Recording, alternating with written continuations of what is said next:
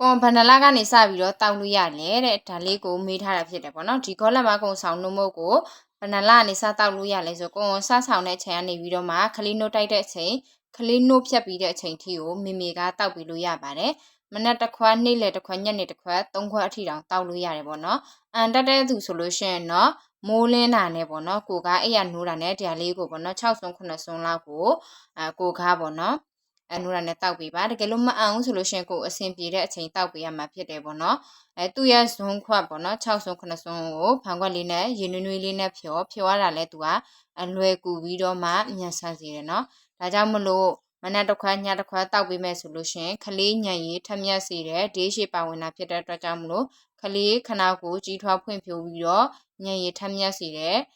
ခနာကိုလည်းကြီးထွားတယ်ပေါ့နော်နောက်မေမေကကိုခံအားကောင်းတယ်နောက်ပြီးတော့မေစားလည်းအစားတဲ့အစာအာဟာရမှန်သမျှပေါ့နော်ဒီအချင်းကနေပေါ့နော်ချက်ကျိုးကနေမှတဆင်ခလေးစီကိုတွားတယ်ပေါ့နော်အဲ့ဒီလမ်းကြောင်းတွေအကုန်လုံးချက်ကျိုးအချင်းနေစသဖြင့်အဲ့ဒါတွေကလည်းကျန်းမာတယ်ဒီအတွက်ကြောင့်မလို့မေမေတောက်ပေးမယ်ဆိုလို့ရှင်ခလေးစီကိုအာဟာရတွေလိုအပ်တဲ့အာဟာရမှန်သမျှရောက်ရှိမှာဖြစ်တယ်မေမေအတွက်လည်းရတယ်ခလေးအတွက်လည်းရတယ်ပေါ့နော်ဒီမှာဆိုလို့ရှိရင်မေမေတွေစားပြီးမဲ့